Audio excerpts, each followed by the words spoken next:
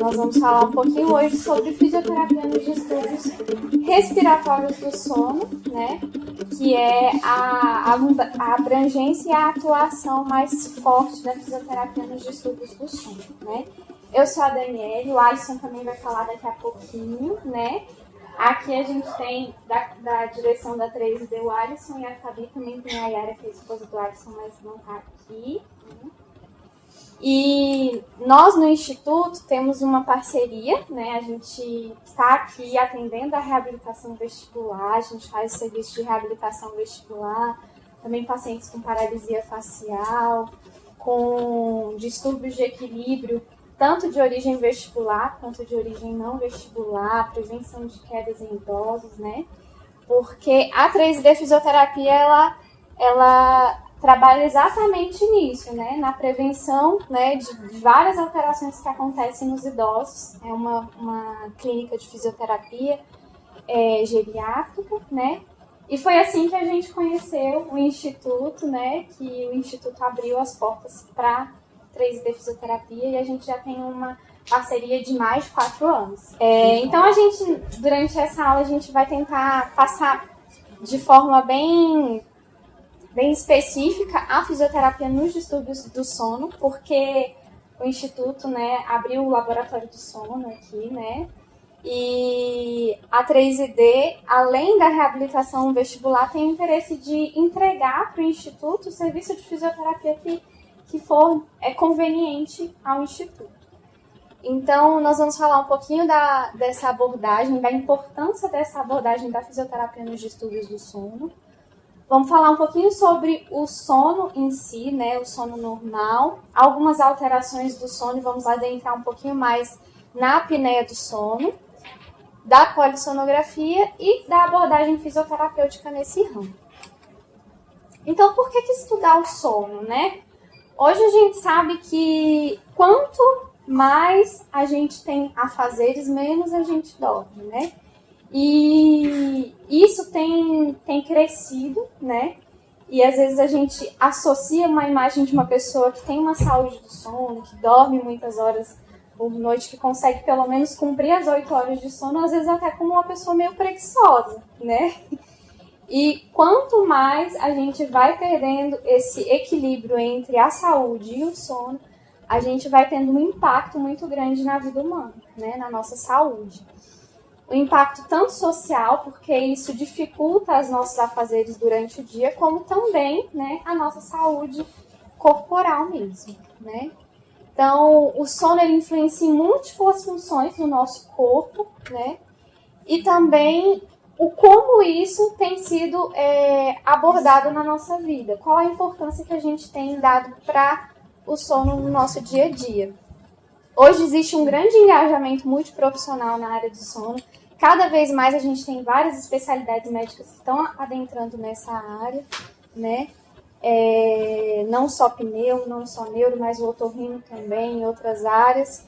E a gente percebe que esse engajamento multiprofissional tem sido muito importante, porque cada vez mais a gente tem pacientes que, como um todo, apresentam muitas alterações no sono, né? Então é importante que a gente tenha isso em vista, que o nosso paciente é um todo. Às vezes ele vem para uma consulta, no meu caso, com uma queixa de tontura, mas ele tem uma dificuldade de concentrar enquanto a gente está realizando a terapia, ele tem dificuldade de gravar os exercícios, memorizar os exercícios que a gente está passando para ele. Então tudo isso pode estar envolvido por trás uma noite de sono que não está sendo saudável, né? Ou seja, tudo isso, por que estudar tudo isso? É para gerar para o nosso paciente qualidade de vida para ele, tá bom? Então, será que isso é muito distante assim da nossa realidade? Será que só os nossos pacientes, ou então alguns pacientes que já têm queixas de sono, que realmente dormem mal, que não têm saúde no sono, será que isso é distante da nossa própria realidade? Vamos tentar descobrir isso aqui. Quantas horas de sono você tem por noite? Vamos ver.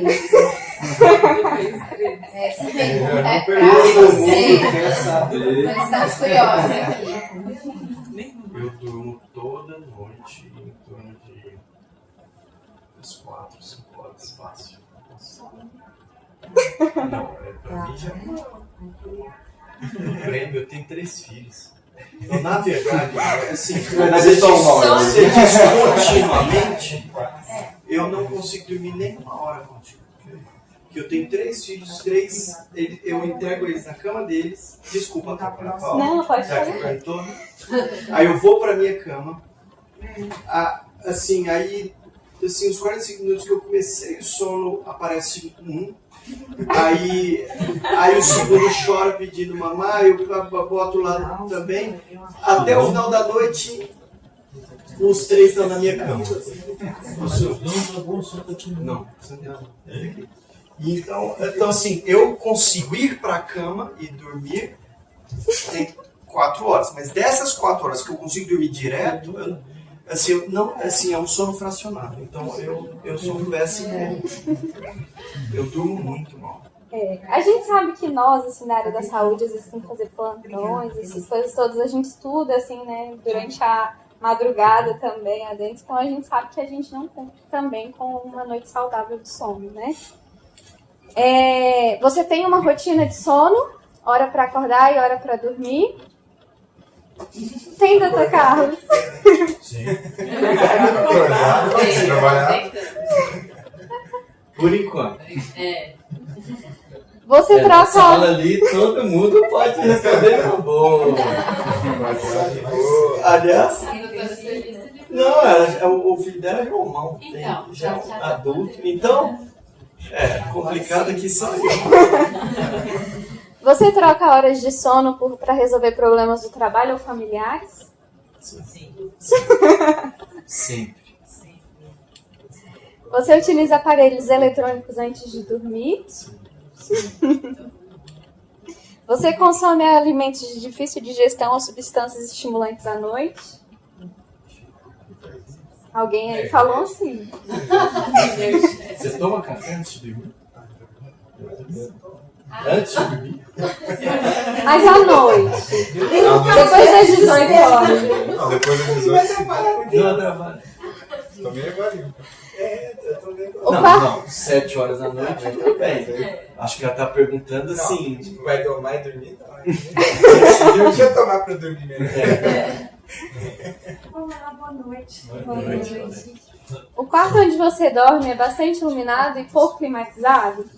Será que a gente tem muitas luzinhas ali de TV, às vezes de alguns sinais que a gente tem, um rádio relógio, alguma coisa nesse sentido?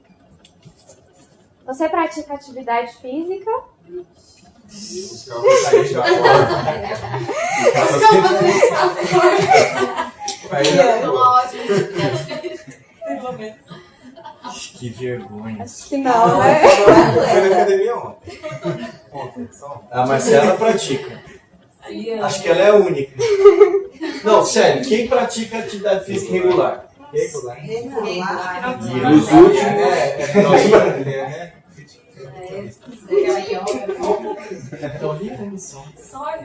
Então, não, o Dr. Carlos corre. Então, os dois. O Dr. Carlos eu sei que corre. Não, tô tentando, 3 semanas. Então, os 3. Num total de. Eu comecei esse ano, mas. Matriculei lá. Fazendo 3 vezes. É a minoria. Você já dirigiu com sono? Você já teve insônia? Sim. Você tem sonolência excessiva diurna? Não. Doutor. Não, depois que eu acordo é um batidão. Não dá tempo. Não dá tempo. É um turbo, aí você acorda, aí você vai até desde dorme 1 da manhã, 2, 3. Então isso aqui é pra... E alguém aqui já fez uma polissonografia? Não, né? Então, assim, existem bastante coisas que podem estar, assim, influenciando na saúde do nosso sono. Nós, profissionais da saúde, às vezes trabalhamos no turno noturno, não cuidamos da saúde do nosso sono e pouco observamos isso nos nossos pacientes, né? Então, isso é algo muito importante e é completamente ligado à nossa rotina, né? Os nossos dias atribulados, as nossas grandes funções diárias, casa, trabalho, tudo isso, família, né, que influencia na saúde do nosso sono. Então, o que é o sono? Né? O sono é um estado fisiológico que implica na abolição da consciência vigil e a redução da resposta ao meio ambiente. É rítmico, né, cíclico e é reversível, acompanhado de mudanças em múltiplas funções. Né? Então, é algo tão importante quanto a nossa alimentação, o sono, e também a atividade social. É algo que a gente realmente tem que observar e que, às vezes, a gente negligencia. É um processo neuroquímico orquestrado e envolve centros cerebrais promotores do sono e do despertar. Então, a gente tem, no nosso sistema nervoso central, o núcleo supraquiasmático, que envolve ali as funções de algumas glândulas hormonais que indicam muito a hora que a gente tem que dormir e a hora que a gente tem que estar em vigília. No caso da melatonina, que é o hormônio do nosso sono, ele também é indicado através desse centro neurológico, né? A propensão ao sono, ele depende de 2 fatores principais. Então, qual é a necessidade que a gente tem de dormir e como que isso acontece? Através da privação de sono que a gente tem, né, e do ritmo circadiano, que aumenta o sono durante a noite. O que é o ritmo circadiano? É um período de aproximadamente 24 horas em que se baseia os nossos ciclos biológicos, né? E ele é regulado exatamente por variação de luz, variação de temperatura, até mesmo outros seres vivos, eles são regulados também por outros ritmos circadianos, como o mar, os ventos. Então, assim, tudo isso é influenciável. Para nós que estamos falando aqui do sono, o mais importante é a variação de luz, o ciclo claro e escuro, né? Onde a gente vai saber que durante a noite a gente vai produzir mais melatonina, né? Onde a gente vai ter mais uma situação hormonal mais propícia para a gente ter sono. E durante o dia a gente vai ter uma produção maior de cortisol, onde a gente vai ter uma situação hormonal no nosso corpo mais propícia para a gente estar em vigília. A gente tem várias teorias que falam da importância e do porquê a gente tem que dormir, né?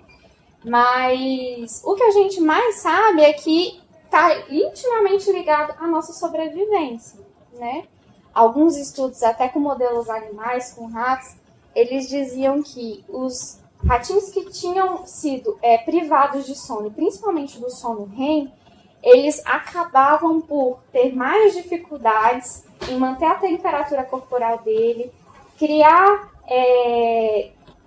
algumas ulcerações nas caudas, e o sistema imunológico deles acabavam ficando menos propenso a criar toda a saúde corporal deles. E que eles tinham mais níveis de mortes nesses pacientes, nesses ratinhos que eram privados do sono.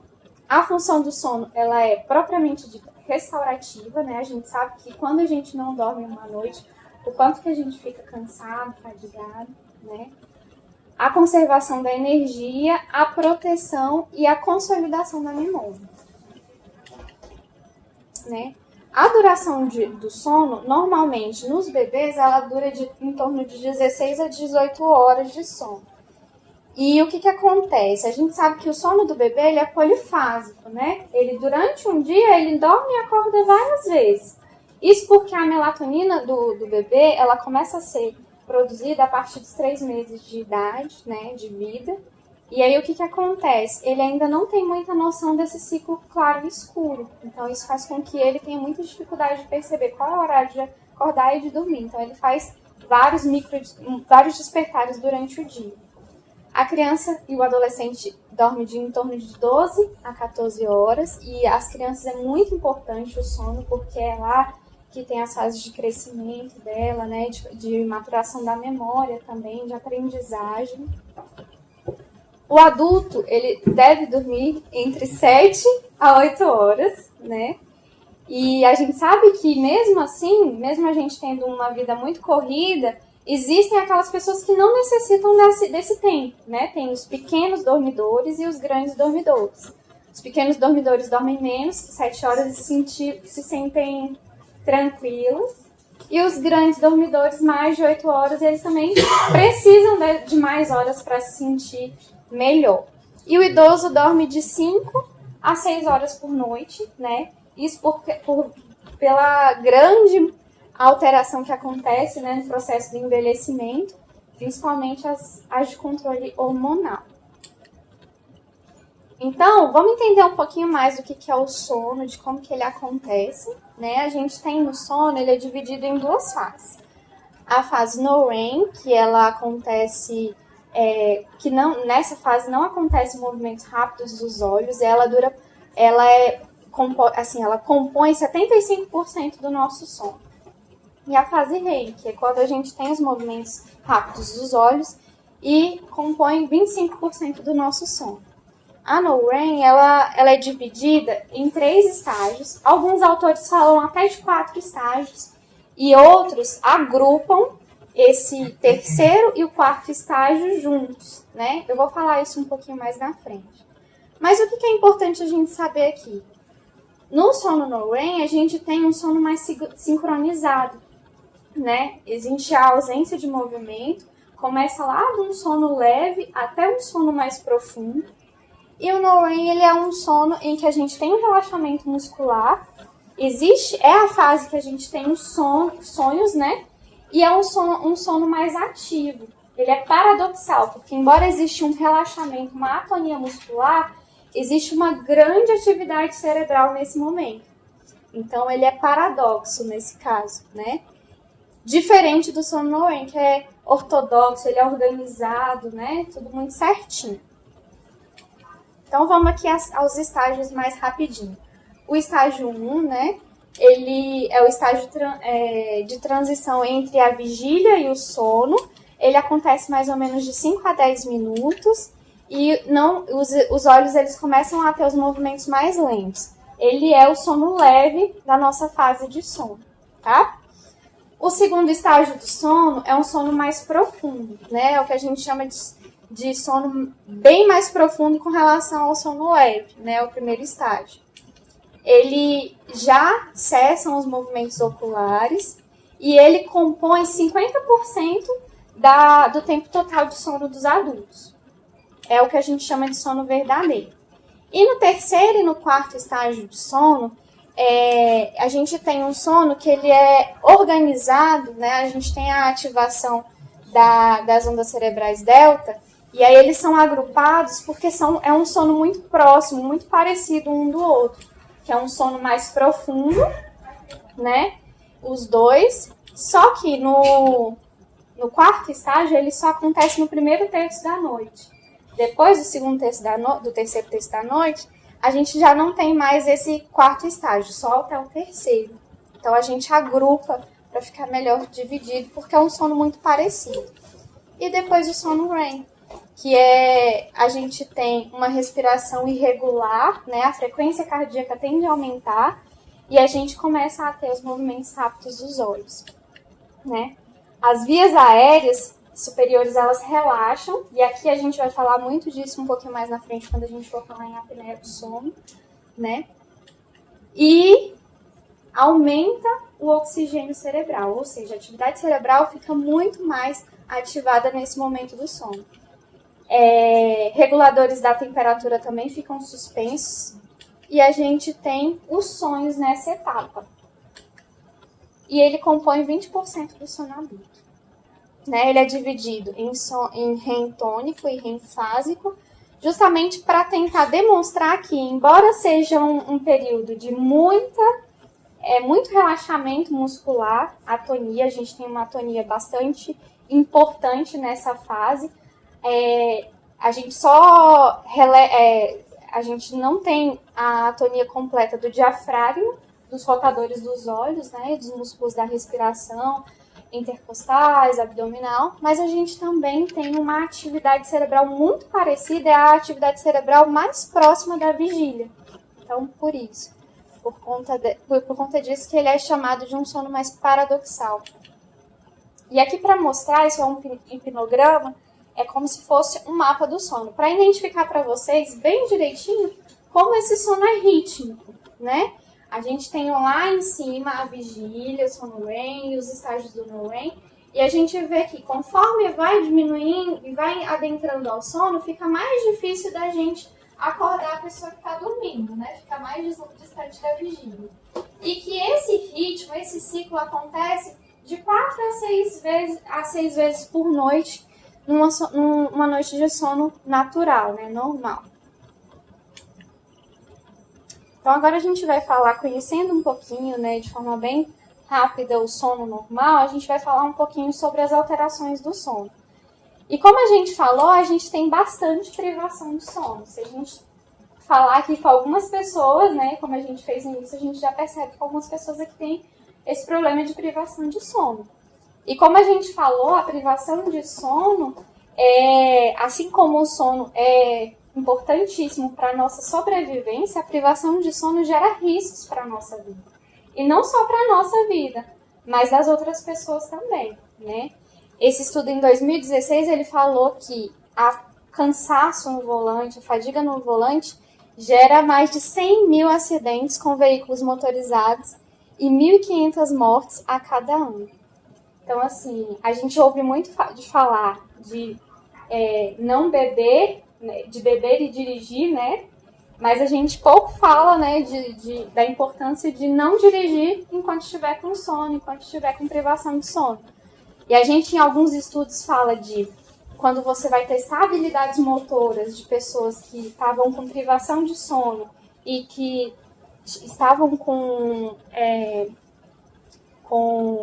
uso de bebida, de algum produto tóxico, né, eles acabam tendo a mesma performance com relação à habilidade motora, à concentração e tudo mais.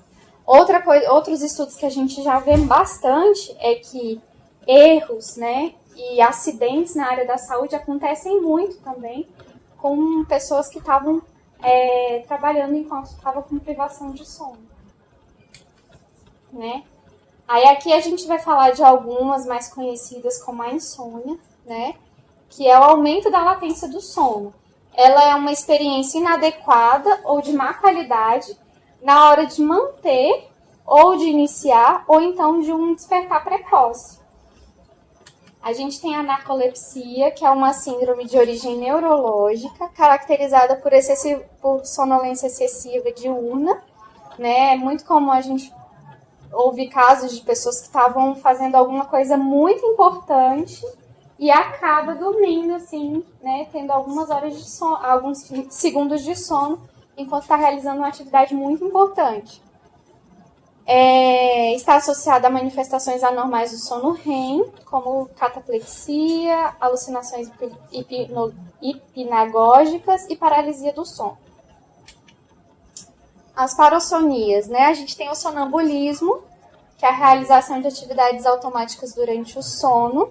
As funções cerebrais, elas continuam adormecidas, mas o indivíduo permanece no estado de vigília, né? 40% dos casos a gente sabe que é até os 18 anos, isso é mais comum em crianças, né? E 1% em adultos. Terror noturno, né? O estado de terror durante o sono ou despertar, sonhos claustrofóbicos, com monstros, bichos, etc. É muito comum também nas crianças. O pico é de 5 a 7 anos, mas também é muito comum na doença de Parkinson, assim como a apneia do sono.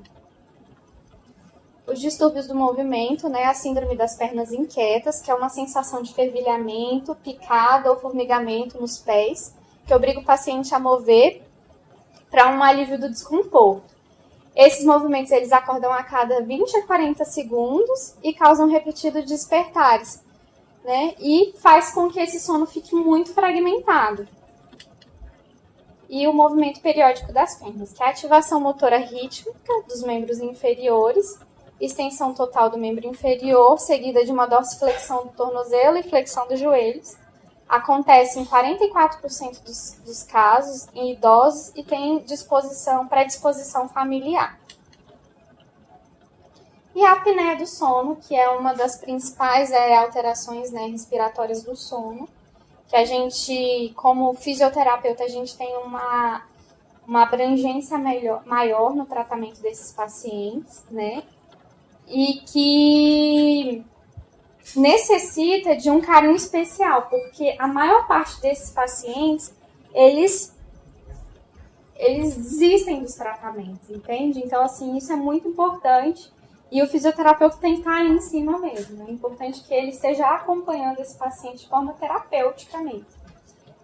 Então, o que é a apneia do sono? São episódios repetidos de interrupção do ritmo respiratório, apneia, né? Ou a redução sustentada da amplitude ventilatória, a hipopneia, associado à hipoxemia e hipercapnia. Para o diagnóstico, a gente precisa de 5 eventos, né?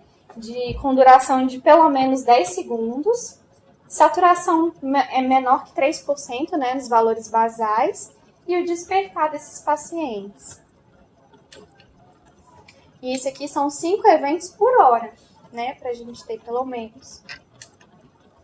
Por que isso acontece, né? A gente sabe que hoje em dia a gente tem bastante o problema da obesidade, né? E isso influencia muito, né? Tem as questões de influência do controle do sono, né? As funções respiratórias. Tem as variações anatômicas, como retrognatia, macroglossia, né? Tem o calibre das vias aéreas também, né? Que isso entra bem na área do otorrino. Os fatores determinantes para a patência das vias aéreas superiores, porque a gente sabe que na via aérea a gente tem estruturas de mais complacência, que são mais maleáveis e outras que são menos, né? Então isso tudo influencia. No caso da apneia do sono, a gente tem um sítio ali de alteração, né, da apneia de obstrução no palato mole e na língua. Então, isso influencia porque ali elas são estruturas mais maleáveis e que tendem a se tornar mais atônicas no momento do sono. E as instabilidades no controle do padrão respiratório durante o sono, né? A gente tem pouca sensibilidade para perceber durante o sono como que está o nível de CO2 e de oxigênio no nosso sangue. Então, assim, a gente tem uma instabilidade nesse controle aí. Aí a gente tem a síndrome de apneia e hipopneia obstrutiva do sono, né, que é a apneia obstrutiva do sono, que acontece um bloqueio parcial ou completo da via aérea na passagem do ar durante o sono, né? Então aqui a gente tem a via aérea passando o ar normalmente, né? E aqui uma via aérea obstruída pela língua e pelo palato mole. Aí a gente tem a apneia central do sono, que é a ausência também, né, do fluxo aéreo com duração de mais de 5 minutos, como a gente falou no diagnóstico. Só que nesse caso a gente tem uma falta do esforço inspiratório. Então a musculatura respiratória não funciona durante essa apneia, né? Ou seja, é um problema no drive respiratório, né? O comando neurológico não está enviando a informação. E a gente tem a apneia complexa do sono, que é uma presença de apneia obstrutiva prévia, que com a introdução do CPAP o paciente passa a ter 5 ou mais apneias centrais. E aí o que acontece?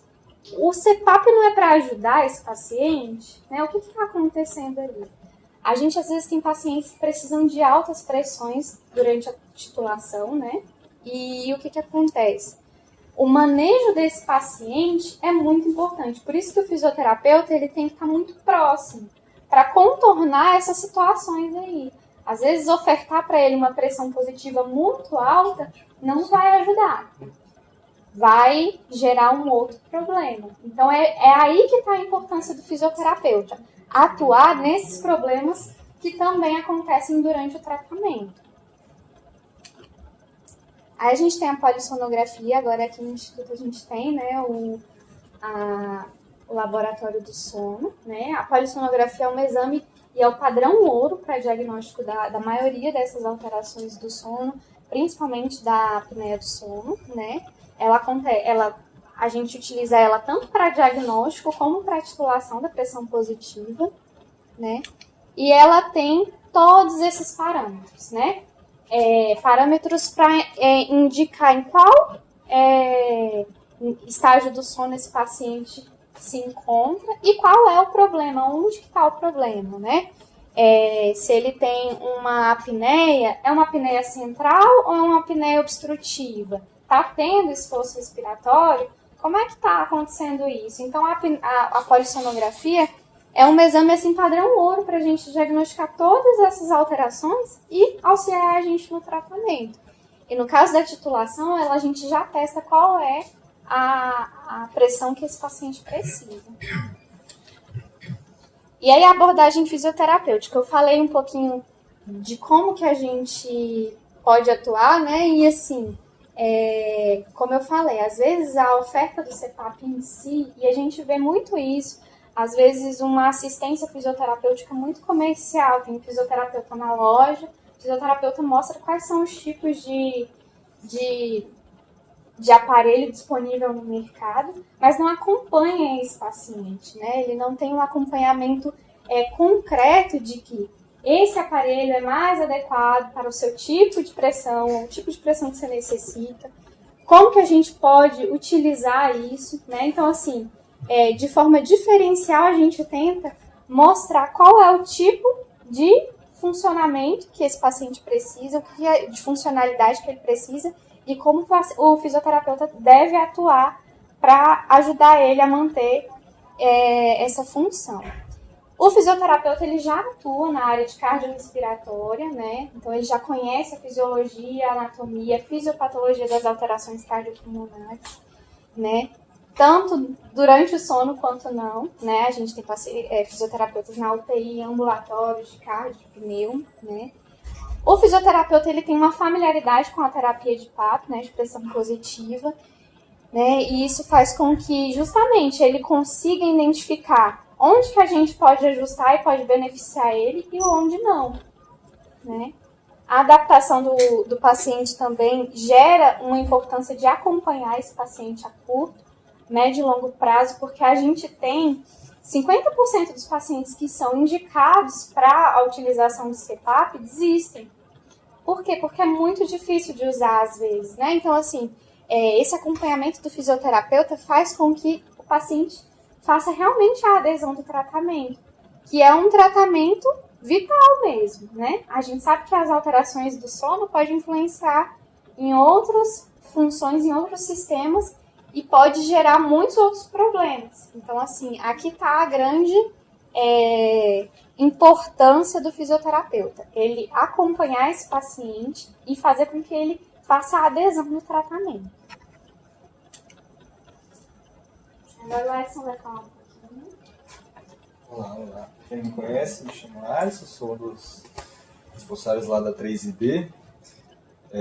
Bom, a Dani contextualizou muito bem a parte teórica do sono, justamente porque para a gente entender nossa abordagem prática, o que fazer, precisa ter um bom conhecimento teórico desse sentido de conectar que não é só botar um aparelho, o sono é muito mais abrangente do que uma apneia, né?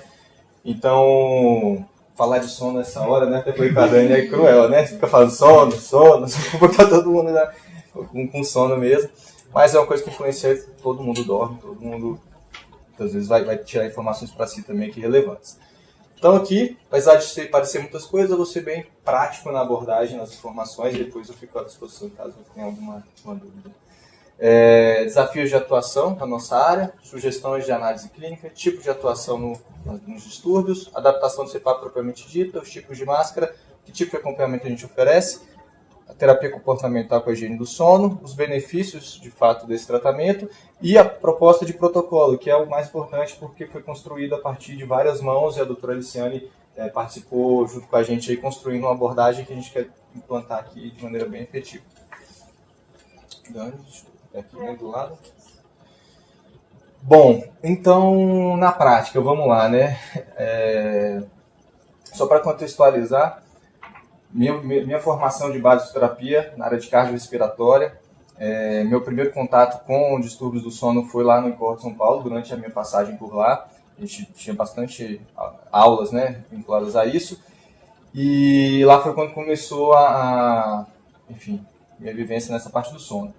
E a gente, como terapeuta cardiorrespiratório, a gente atua muito na terapia intensiva, como a Dani já falou, bastante em hospital. A gente tem bastante contato com pressão positiva, seja por ventilação mecânica, né, paciente entubado, ou paciente com insuficiência cardíaca, DPOC exacerbado, enfim. Então a gente tem esse manejo constante para um fim de via aérea inferior, principalmente, né? Mas o aparelho é o mesmo, é tudo do ponto de vista mecânico igual, né? O que diferencia é que às vezes você usa no hospital com ele acordado, aqui a gente tem que adequar ele para um sono confortável, tá certo? Aqui é uma brincadeira, obviamente, né? Sem fisioterapeuta e com fisioterapeuta, mas por quê? O objetivo nosso é tirar ele dessa vida, né? Que é vida de conflito com o familiar, né? A gente brinca que o fisioterapeuta do sono às vezes resolve casamento, porque é como é, às vezes as pessoas estão num conflito muito grande, e quando passa a usar o CPAP, isso acaba e fica tudo um ambiente melhor. Então a gente não está aqui preocupado só com a adaptação do CPAP, mas com a qualidade do sono como um todo. Tá certo? Nossa, Deus, desculpa. Botei a tela.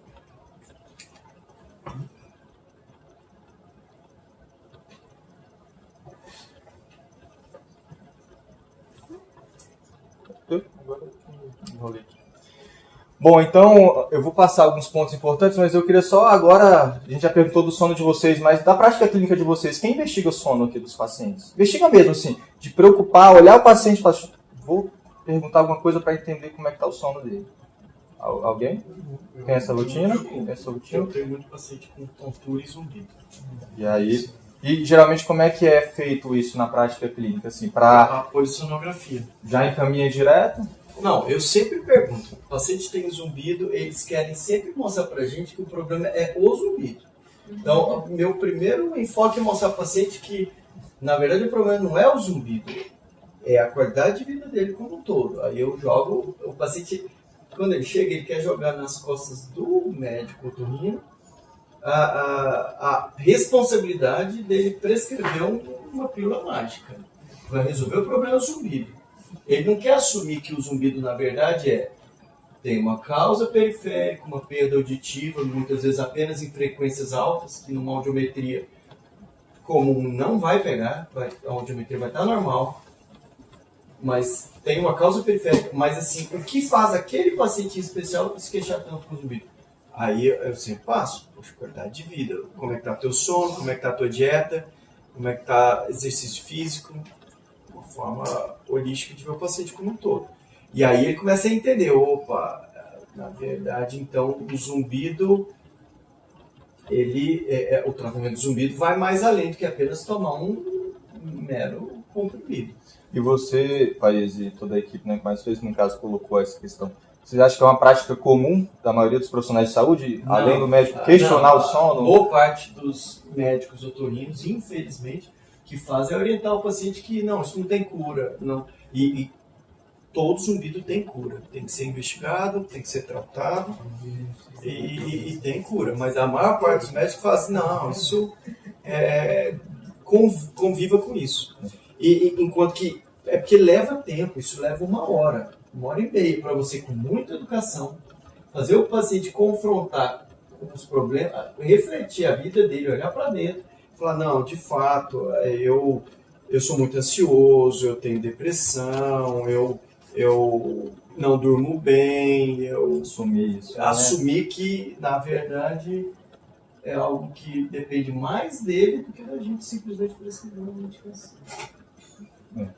É o que vai de encontro exatamente com a prevalência. Você tem a literatura do sono, ela ainda está com dados muito variados, e você tem aqui no Brasil um dado de 30% tem distúrbio de sono, mas só 10% é diagnosticado. Ou seja, tem um percentual enorme de pessoas que, na verdade, ele só sabe porque ele tem todas as características que tem um problema, mas não é investigado isso de rotina, né? Isso está com certeza impactando na vida desse paciente.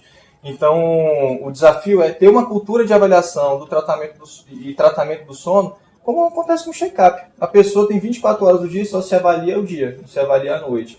E aí acaba que, não sei por que motivo, não se estabelece uma rotina, faz endoscopia, né? Família, essa endoscopia hoje, faz tantas coisas, e o sono não é rotina fazer, não tem check-up, né? É só com demanda. Então, fica aqui uma reflexão sobre essa cultura. Escassez de profissionais. Para vocês terem uma ideia, no nosso setor, né, na nossa profissão, a fisioterapia, a gente tem em torno de uns 280 mil fisioterapeutas no país. Estima-se que quem trabalha com sono seja em torno de 1.500, 2.000, no máximo. Aí você pega a demanda e você pega... Menos de 1%. Pois é, então, isso dentro da área da fisioterapia. E tem um detalhe, a formação nossa não tem isso como uma pauta assim, né, para uma formação completa. Não faz parte do currículo. Isso não faz parte do currículo. Assim como reabilitação vestibular. Então são todas Acaba um fellowship para vocês. É uma pós-graduação para vocês. Exatamente. E você fica fazendo uma série de cursos, aprofundando, mas na verdade a base às vezes não foi trabalhada de maneira adequada. E você tem uma demanda gigantesca. Reabilitação vestibular é assim, distúrbios do sono é assim, né? E na fisioterapia, a reabilitação labiríntica é uma pós-graduação, distúrbio de sono é outra. Como é que é? Não, hoje você não tem, por exemplo, o distúrbio do sono, a partir de 2014, a Associação de Fisioterapia Respiratória, que é a Sobrafir, que é mais forte nessa área, ela entrou com pedido de conselho para reconhecer a fisioterapeuta do sono como especialidade dentro da cardiorrespiratória. Olha da fisioterapia. Coisa. Isso, exatamente. E também para poder... Agora está começando a ter cursos, de fato, de formações mais longas, com preparo adequado desses profissionais. Antes era assim, deixa eu chamar meu amigo para dar aula do sono aqui, uma horinha, outra horinha. Agora você tem uma estrutura de curso com diversos profissionais trabalhando... Agora tem pós-graduação em fisioterapia. Pós-graduação não tem. Tem cursos longos aí de 3 meses, mas não é uma pós-graduação. Não é complicado. Porque são 5 anos de fisioterapia. Em 5 anos você tem que aprender tudo em fisioterapia. Não dá pra aprender lá no INCOR, né, que são quase 2.000 horas de residência, né, que é como modelo de residência, né?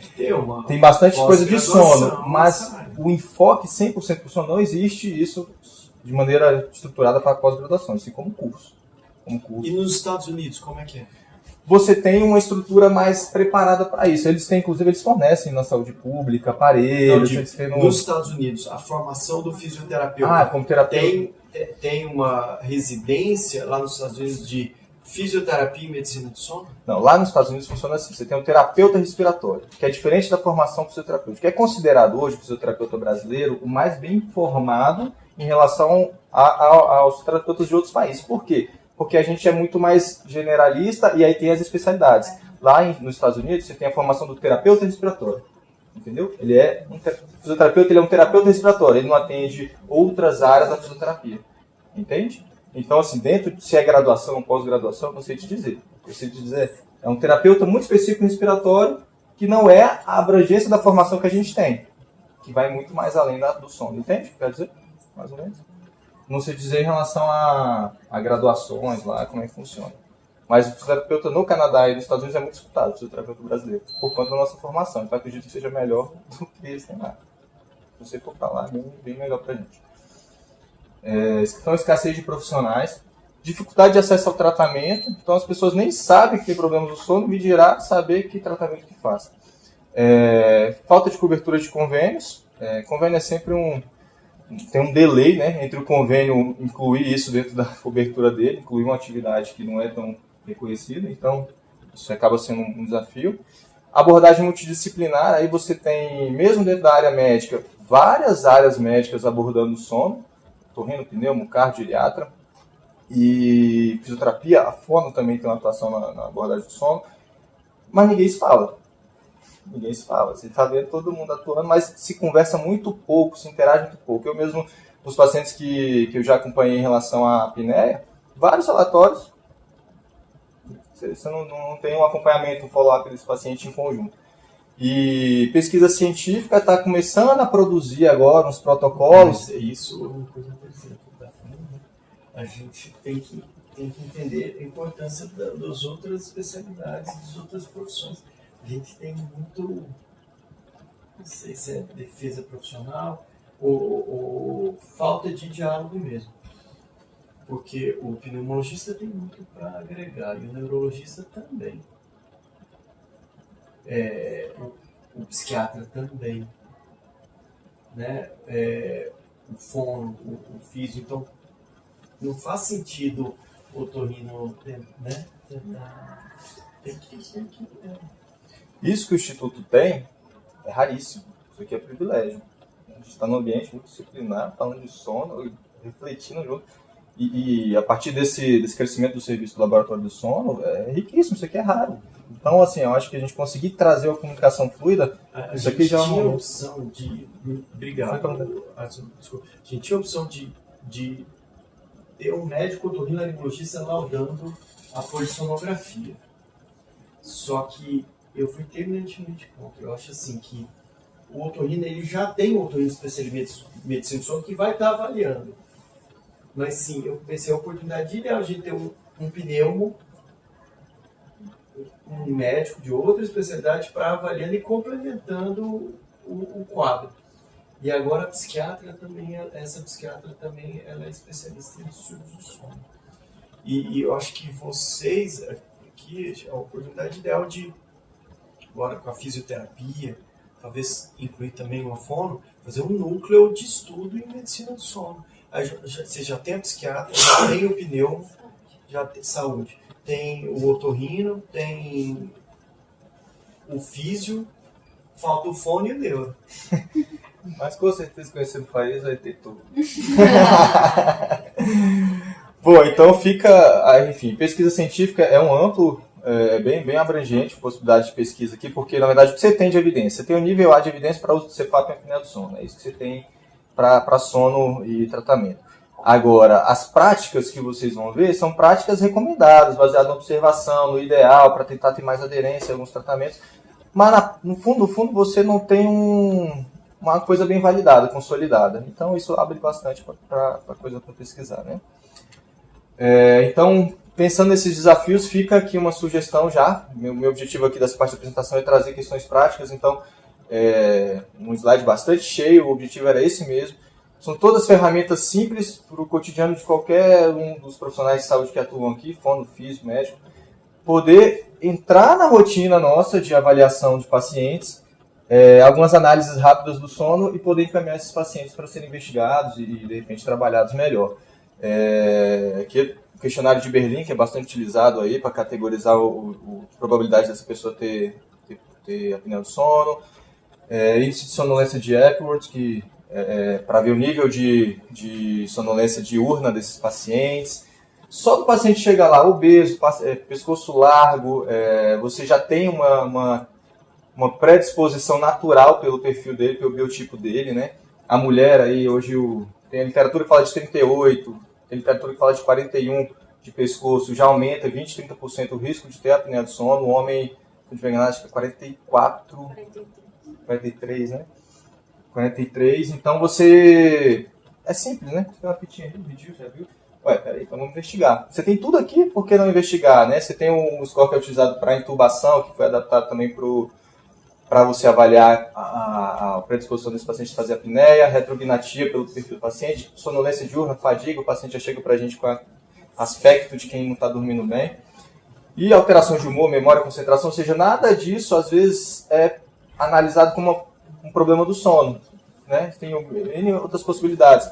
Mas eu acho que cabe aqui, dentro desse contexto, tentar fazer um fluxo aí que investigue isso melhor, já que a gente tem toda essa possibilidade. Bom, vamos lá. Então, na atuação do fisioterapeuta, né? Propriamente dito. O que a gente faz na prática, né, relacionado ao sono? Primeiro, prevenção é para todos nós. Então, promoção de saúde, eventos, isso aqui que a gente está fazendo agora, eventos que envolvam o Instituto, divulgando essa questão, acho que agrega, acho válido, fica aqui uma sugestão também, viu, fazer mais eventos nesse sentido do sono, com esse foco. Em São Paulo o pessoal tem feito bastante e está gerando, a gente pode usar aquelas ferramentas simples que investigam esses pacientes para poder avaliar melhor. A adaptação do CPAP e binível, que é mais conhecido dentro da área da apneia do sono. A gente faz o acompanhamento desses pacientes, que eu vou entrar mais a fundo um pouquinho mais na frente. A gente trabalha a ergonomia do sono, que aí envolve algumas adaptações na forma como ele dorme, algumas estratégias, alguns equipamentos que podem ajudar ele a dormir melhor. O marketing clínico e vendas, então o fisioterapeuta também atua nas lojas, né? Passando informações sobre os aparelhos. Hoje em dia a ResMed, a Respironics, que é da Philips, a Fischer, a Driver, todas essas empresas têm fisioterapeutas atuando nesse setor. Por quê? É o profissional que está muito vinculado a esses aparelhos de apneia do sono, que são os CPAPs, entende desses algoritmos, a gente acaba tendo muito contato com isso, então é complexo, então acaba sendo um profissional bastante habilitado para estar na linha de frente ali ajudando os pacientes. E com esse crescimento da questão do sono, está surgindo bastante curso. Então, oportunidade, está tendo muita pesquisa, muita gente começando a dar aula nessa área, se aprofundando mais. Então, essas são as atuações, vamos dizer assim, principais dentro dos distúrbios do sono. A gente vai focar um pouquinho mais na adaptação do CPAP e no follow-up dos pacientes, que é a demanda maior. Então, adaptação de CPAP e binível. Quem tem contato com esses aparelhos no cotidiano? Alguém? Vivência? Seu pai usa? Olha aí, interessante. Mais alguém? Não? Bom, eu trouxe aqui, eu não imaginei que ia ficar um pouco apertado em relação ao tempo, mas está aqui, quem quiser ver, posso colocar, ligar, só para ter uma noção, as máscaras. É legal para ter uma clareza melhor. Então, a gente orienta sobre os tipos de equipamento, porque a adaptação do paciente está muito ligada a como isso vai ser melhor ajustado para a vida dele, para o sono dele. Existem diferentes tipos de máscara, diferentes posições de dormir, você tem que analisar o conforto desse paciente com a máscara, como ele dorme. Para vocês terem uma ideia, o quão importante é o equipamento máscara na vida desses pacientes com apneia do sono, que 50% do sucesso da adaptação está vinculado à interface, ou seja, a máscara que conecta ele ao aparelho. Então é bem importante, bem um ponto crítico aí na adaptação. A gente precisa ensinar os cuidados com o produto, cuidados com esses aparelhos, né? Higiene, manutenção. Então é muito comum, por exemplo, ver paciente passando um paninho com cheirinho, né? Imagina só, vai para a via aérea, já tem uma pressão, um ar forte que vai gerar uma irritação na mucosa, que vai gerar um estresse para o organismo, aí ainda passa um cheirinho, aí fica aquilo ali no organismo dele, irritando, gerando sinusite, rinites, aí acaba gerando outros problemas. E é muito comum ele secar com a toalha. São coisas simples, gente, orientações simples, mas faz muita diferença. Ele seca com toalha, aquele filtro vai ali para a via aérea dele. Então, detalhes básicos, mas que fazem parte do nosso cotidiano. Simulação do sono no consultório, o ideal é a gente fazer isso dentro da casa dele, mas isso, na maioria das vezes, não é possível. Então, dentro da nossa abordagem, a gente precisa simular a situação, ele colocando o aparelho, ele deitando, ele cochilando. Lá em 2013, quando eu comecei a desenhar alguns protocolos, vivenciar alguns protocolos, eu só marcava consulta com os pacientes no final do dia. Para testar o aparelho, deixava ele cochilar, fazia um ambientezinho, ele cochilava ali meia hora com a máscara, para você entender de fato como é que é esse uso e conseguir atuar, né? Para a gente considerar que a gente está tendo sucesso no tratamento, a gente tem que conseguir que esse paciente faça pelo menos o uso de 4 horas por dia. E, além disso, você tem que trabalhar a questão da posição. Só dele dormir de lado, você já reduz bastante aí a questão da apneia. Então, às vezes, é difícil mudar a posição de dormir, não é tão simples quanto parece. Mas existem alguns recursos. Tem gente que costura uma blusa com uma bolinha de tênis nas costas para deixar a pessoa dormir. É uma estratégia. Mas tem outras coisas mais confortáveis. Bota no pijama. Uma bolinha de pijama. E aí ele não... Aqui vai virar isso. E tem gente que a esposa é o marido mesmo, que empurra e vira de lá. Vira de lá. Mas enfim, essas estratégias, né? E tratamentos complementares. Então, assim, o sono envolve um comportamento. A Dani trouxe bastante abrangente o processo do sono, e é isso. Você precisa construir uma rotina de ir dormir, é importante, que ambiente que essa pessoa dorme, porque qualquer problema que ele já tenha para dormir, quando ele usar máscara vai ficar muito pior e a culpa vai ser da máscara. O fono tem um papel muito importante no processo. Não necessariamente ele vai deixar de ter apneia porque está fazendo a fono, mas ele tem um papel importante, por exemplo, para reduzir a pressão que é usada no aparelho. Isso já muda muito a adesão do paciente, melhorar essa pressão. A acupuntura diminui a ansiedade, diminui uma série de fatores, dores, enfim, que pode impactar aí na sonolência desse paciente. Tipos de máscara, né? Que, como eu falei para vocês, é bastante desafiador. Você adequar essa máscara para que ele fique 100% aderido ao tratamento. Nós temos 3 tipos, em termos de forma: nariz e boca, e um outro tipo de nariz que são as almofadas nasais, ou as pílulas, que são as mais confortáveis, vamos dizer assim. Qual é a mais indicada? São as nasais. Por qual motivo, principalmente? Porque, por ter uma estrutura óssea aqui mais firme, ele não varia tanto, não sai tanto de posição, então tende a ter mais estabilidade no sono. A que pega nariz e boca, por ter algumas regiões mais moles, um pouco de movimento gera vazamento. Titulação com máscaras de nariz e boca tende a precisar de mais pressão do que de nariz, então é uma coisa importante. A primeira escolha é nariz, mas aí alguns pacientes ficam incomodados, enfim. Esse tipo aqui é bastante confortável, é geralmente o que as pessoas preferem em relação à sensação, mas pacientes com pressão mais alta não vai tolerar isso porque fica muito forte. Tá? Então é realmente analisar cada caso, cada formação ali de cada um, para poder adequar essa máscara. Eu falei aqui desses 3 tipos, mas considerando que tem várias marcas, você tem muitos modelos. Então tem que marcar, prende na testa, que não prende na testa. É muito amplo. Quando a gente faz essa missão, a gente consegue medir mais. Cada máscara ele tem um nomezinho do modelo. Aí tem que ver com a marca qual é o modelo da marca que faz isso. Entendeu? Geralmente são as pillows, né? Que é só pega o narizinho assim, só as almofadinhas, são as Não pillows. tem um que é só no nariz? Que é só no. Tipo essa aqui? Que não tem esse tubo? Tem na Não, internet. isso aí Tem na internet, porque minha mãe Que não usa o aparelho, deixou de né, usar, que você diz. porque o médico falou com ela que teria uma menor e tal, teria que trazer de fora, uma coisa assim. E ela não quer mais usar isso, só um. É um que só amplia a Só passagem. encaixa no nariz, bem pequenininho. Para ter a pressão positiva, de fato tem que ter uma conexão com a máquina, né? Você tem algumas soluções no mercado para melhorar o ronco, que ele tenta abrir sua via aérea de alguma maneira para melhorar esse fluxo, mas elas não são tão efetivas. Né? Ninguém dorme com a máquina, agora você vai ter que dormir com a máquina pro resto da vida, sem perspectiva de tirar, porque não tem essa perspectiva de melhora, resolver, enfim. Então, essa é uma barreira cultural.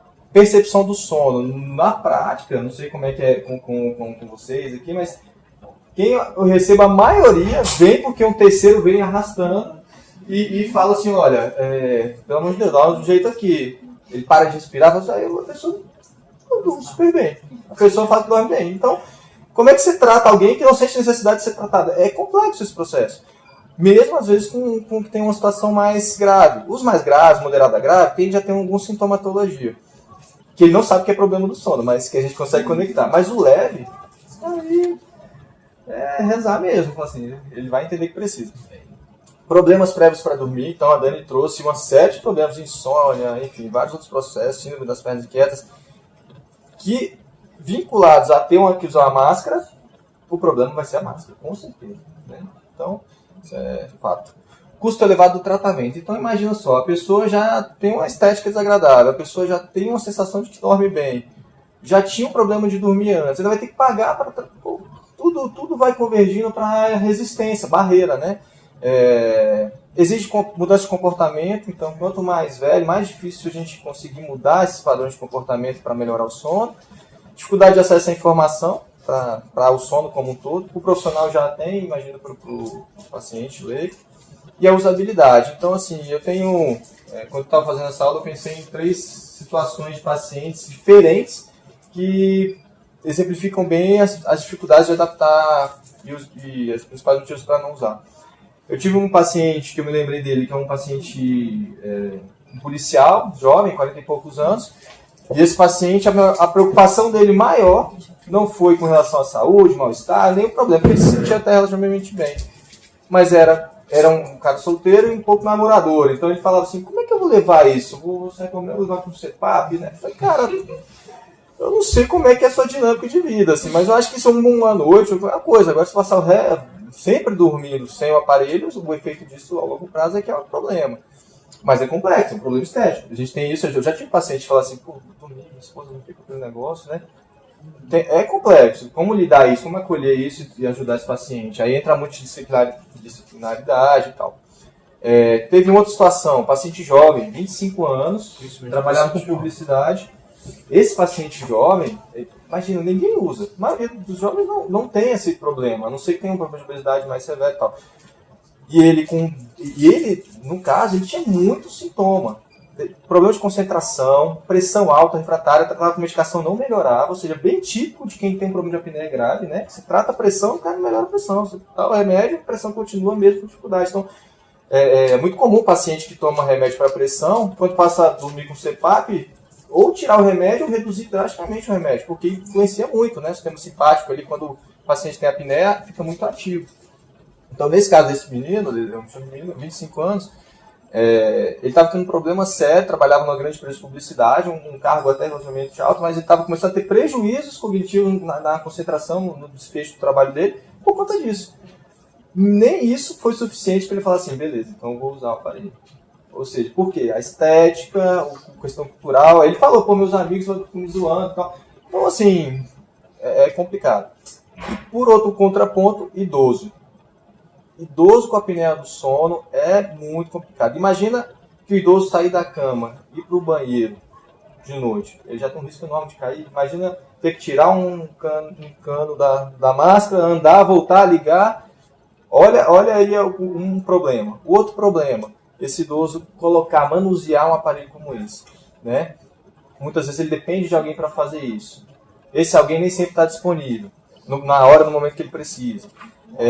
Então, ele não tem muita queixa, ele já convive com aquele problema há muito tempo e não sente necessidade. Então, é de fato um tipo de paciente que demanda um acolhimento de médio prazo, com bastante cuidado, para que ele realmente tenha o benefício do tratamento. E ele precisa entender, ele precisa conseguir enxergar o benefício, senão não vai dar.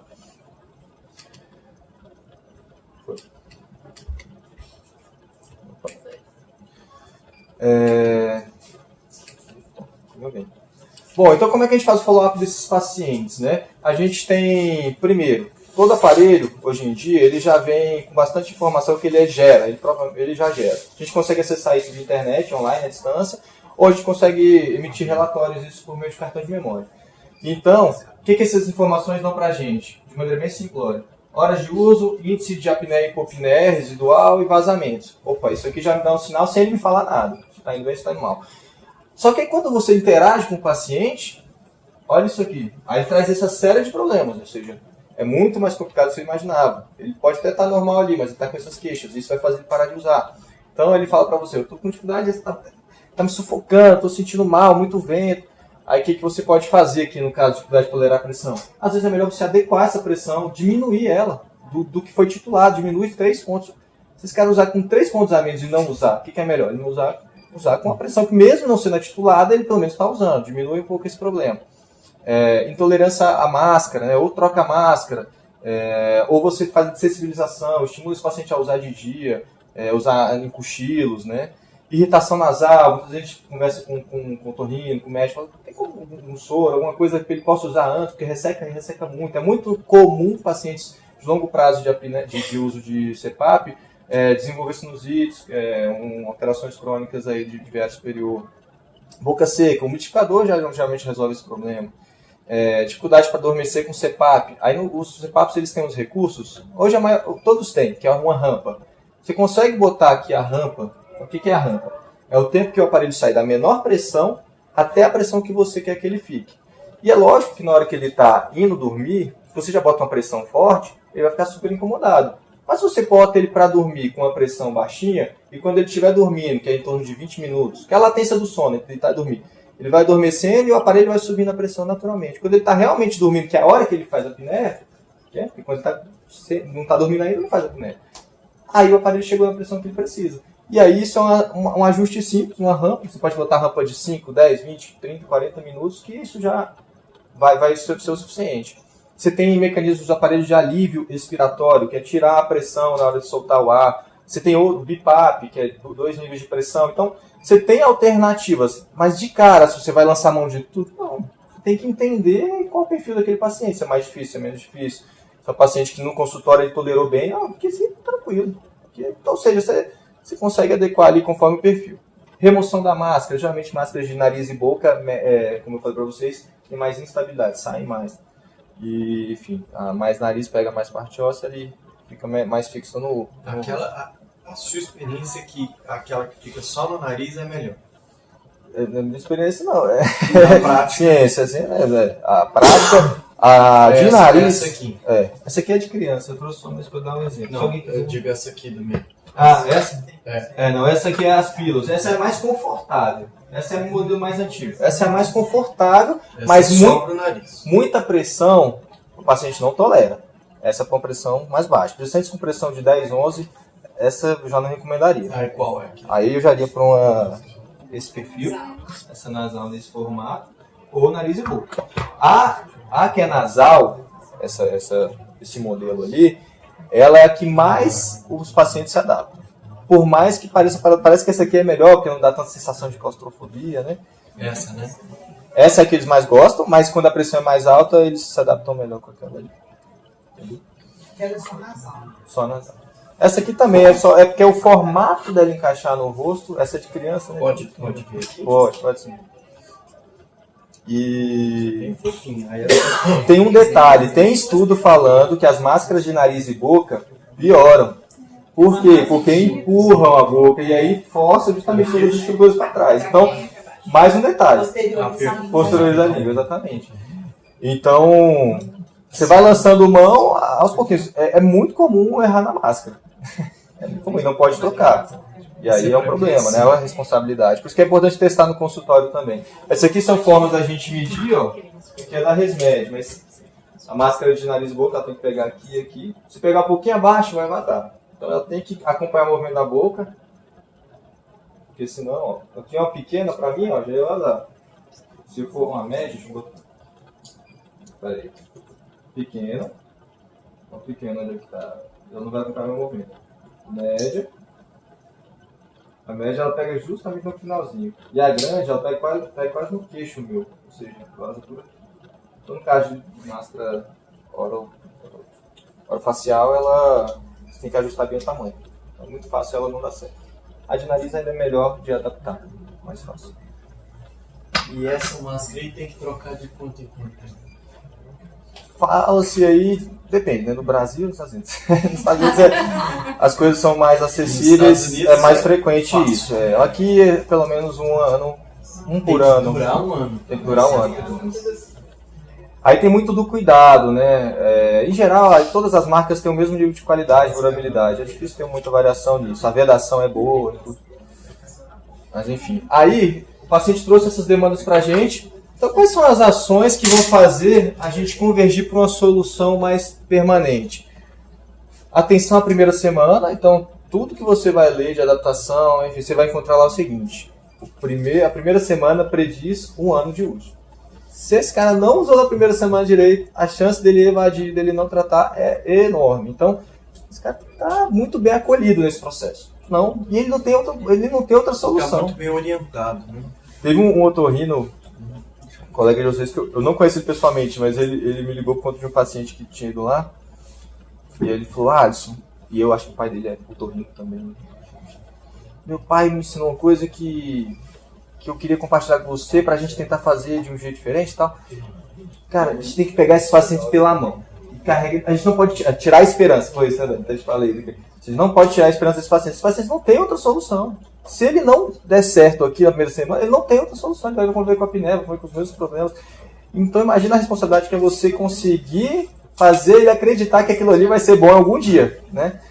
Então, enfim, só pra gente refletir da importância. Pacientes que não usam... Fugiu o dado aqui da cabeça. Mas enfim, esse é um dado relevante da primeira semana. A adaptação, tem literatura que fala que o paciente que usa 90 dias, esse paciente aderiu. Tem literatura que fala que 6 meses ele aderiu. Então é um paciente que você pode dar alta, por exemplo, resolveu 1 semana, prescreveu, acabou. Não, você vai deixar. Esse cara vai largar, você não vai saber e acabou. Ele nunca mais volta pra ninguém, porque ele considera que aquilo ali não serve pra nada mais. Então a gente precisa dar alta para esse paciente com no mínimo aí 3 a 6 meses para garantir assim, ele adaptou. Porque até lá você suou para ele se adaptar. Telemonitoramento. Então, para que isso? Mensagem, ligação, alguma forma de comunicação que você reduz o tempo para solucionar os problemas. Rapidamente esse problema acontece. Se você leva 15, 20, 30 dias para ele fazer uma consulta de novo, ele vai abandonar o tratamento. Então você tem que conseguir identificar cedo para ele não perder ele no tratamento. Acompanhamento remoto. Então hoje em dia você tem possibilidades de acompanhar o uso noite a noite desse paciente, ajustar parâmetro, sem ele falar com você. Você já consegue saber se ele está indo bem ou não e buscar feedback. Ligou para o fulano, eu vi que está acontecendo isso, como é que está aí? Você buscar a informação de como é que está sendo o uso. Então o objetivo é sempre identificar os problemas e gerar soluções imediatas, porque o risco dele não aderir é grande. O que acontece muito, que o paciente às vezes passa pelo profissional e ele compra o aparelho, não dá certo e ele não busca mais ninguém. Porque ele já passou por todo mundo, já fez todo o esforço. Higiene do sono, isso aqui são práticas que todo mundo deveria fazer, só que no caso da adaptação do CPAP, o que a gente sugere? A gente sugere o paciente não dormir durante o dia e acordar mais cedo um pouquinho para que ele só deite com o aparelho com muito sono. Se o paciente estiver muito cansado, a chance dele deitar e apagar e não ligar muito para a máscara é maior. Então a gente tem algumas estratégiazinhas durante um período de adaptação para que ele não se incomode tanto com o aparelho.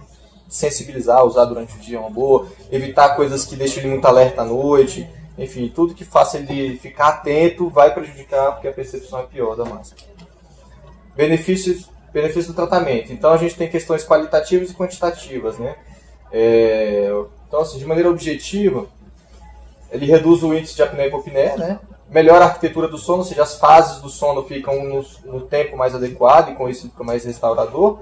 Reduz pressão arterial, reduz a atividade simpática, então consequentemente esse paciente vai ter menos descargas ali de neurohormonais que acabam prejudicando ele no futuro, quando ele não trata. E subjetivo é o que o paciente fala pra gente, melhora a concentração, melhora o humor, melhora bem-estar diurno. Só que isso aqui ele só faz, a gente pergunta. Ele pergunta, ele fala, mudou alguma coisa? Não mudou nada. Então por isso que é importante o antes, você identificar que tem esse problema. Realmente estou pior a concentração, estou pior. Se você não percebe que isso tem problema antes, quando ele usa e melhora, nem você nem ele percebe. Então é um problema para ser avaliado sempre na hora que está estratificando esse paciente, porque senão você perde isso aqui que faz ele querer continuar, né? Quando ele entende que isso aqui está melhor. Então, já vai finalizar, estamos aí. A gente fez esse protocolo com base em 2 guidelines, com base nas vivências clínicas. A gente conversou também com alguns profissionais, principalmente lá em São Paulo, que já tem bastante vivência. A gente tinha uma vivência já prévia de algumas experiências. E sentamos aí junto com a doutora Aliciane e viemos trabalhando qual era a melhor forma. Não existe formato. Se você fala assim, qual é o formato ideal? Não existe uma recomendação. A recomendação de evidência é usar o CPAP para apneia, pronto. E em relação às práticas para ele aderir, são todas recomendações baseadas nas experiências. Então, a primeira consulta, né, no nosso protocolo que a gente desenhou, que a gente vai implantar aqui no Instituto e é o que a gente considerou o ideal, né? Na prática, às vezes a gente vai fazer alguns ajustes. A primeira consulta é a mais importante. Esse cara precisa sair dali com bastante esperança de melhora. Então, envolve a gente passar exame com ele. É uma primeira consulta longa. Muitas vezes 1 hora é pouco para esse paciente. Difícil falar de tudo. Às vezes uma consulta de 1h30. Aqui a gente vai fazer um ajuste, né, Dani? Para conseguir contemplar tudo numa hora. A gente já apresenta o aparelho, a gente já testa a máscara. A gente já faz ele usar 20 minutos. A gente trabalha a higiene do sono e já trabalha algumas estratégias. Porque a gente já sabe que pacientes com muita pressão tem que ter uma rampa, um alívio respiratório, pacientes que é mais leve, você consegue, não precisa fazer tantas coisas. Né? Então a primeira consulta ele já meio que recebe um boom de informações para tratar. Esse paciente chega para a gente com um exame perdido, sem saber o que está dizendo ali. A gente fala muito com eles, por exemplo, do T90, né? Que é o tempo que a saturação fica abaixo de 90. Quando eles veem a saturação dele ali com a gente na hora e quanto deu no exame, isso é uma informação de choque, faz com que eles também fiquem, nossa, realmente eu estou com um problema importante, e a gente explica que essa falta de oxigenação é que é muito deletério para o organismo, e ele vai entendendo, vai ficando meio espantado ao mesmo tempo, querendo tratar. E aí, da primeira consulta para a segunda consulta, a gente estipulou 7 dias, porque a gente tem aquele desafio da primeira semana. Então, nesse meio tempo, a gente faz o acompanhamento remoto dele. Vê como é que foi o uso, entre em contato com ele, porque no 7º dia ele está aqui com a gente. A gente vai analisar aqueles dados que a gente já falou lá atrás, né, as informações do próprio aparelho, as queixas dele, vai fazer os ajustes presencial, com a máscara ali aqui com a gente, depois ele vai voltar para lá. Aí, da segunda sessão para a terceira, ele vai ter um dever de casa. Ou seja, a gente não pode deixar ele parar de ter o contato com o processo de tratamento. E aí ele vai fazer o diário. O diário para a gente vai servir como informação posterior. Terceira sessão, ou seja, 21 dias. Mais uma vez, a gente vai fazer toda uma análise do contexto dele. Na terceira sessão, a gente faz um relatório. Por quê? É um relatório do aparelho com a nossa percepção de como é que foi esse processo nesses dias. Para que ele retorne no médico. O médico dá alta aqui? Não dá alta, gente. Não dá alta. Porque o médico tem um papel muito importante de continuar engajando esse paciente para continuar o tratamento. Então, o objetivo aqui é o médico entender todo o processo, o que foi feito, para que ele possa, às vezes, atuar de alguma maneira. Às vezes, ele pode ajustar alguma medicação que vai melhorar a dor, vai melhorar a sonolência desse paciente. Então, acaba que esse paciente ele é otimizado nesse momento, né? Do ponto de vista, aí, principalmente medicamentoso. Quarta sessão, 45 dias, olha só, né? Então, primeiro 45 dias aí. Esse paciente vai ter todo um acompanhamento prévio, mensagem, análise de relatórios, enfim. Vai encontrar com a fisioterapia, para a fisioterapia poder dar alta, e aí vai para o médico poder dar alta. Não, e a alta, quando você fala alta, é consulta a cada 6 meses. Isso, a alta que eu digo é você falar assim, ele adaptou, porque se ele usou até aqui, a chance dele evadir é muito menor. E aí a gente pode falar assim, vamos deixar ele um pouco mais solto. Isso. Entende? E aí o acompanhamento, a gente botou o telemonitoramento durante 6 meses. Porque senão, gente, nosso objetivo, todo esse desgaste, todo esse trabalho, que demanda bastante, e se perde, tá certo? Então, bom, é isso. Mais uma vez, a 3ID é uma clínica que está há 9 anos aqui. Com o FAIS estamos há 4 ou 5, né, eu acho. É uma empresa de prevenção e reabilitação geriátrica. Começou essencialmente com fisioterapia. Hoje a gente tem geriatra e tem terapeuta ocupacional também. Lá a gente atua aqui no 14º andar, atua aqui no Instituto e atua também lá no Longevitar, que é uma instituição de longa permanência de idosos. Enfim, se vocês precisarem, a gente está muito feliz de poder estar participando dessa construção desse serviço novo. E, enfim, agradecer o FAES, agradecer toda a equipe, a disponibilidade. É cansativo, né? Assim, às vezes conseguir acompanhar tantas coisas, mas acho que pode agregar. Isso aqui é minha filha, Marina, ela já está maiorzinha, viu, Carol? Carol que acompanha bastante ela. Ela estava recém-nascida, agora já está com 3 aninhos. Tá certo? Obrigado aí. Obrigado. Estou à disposição.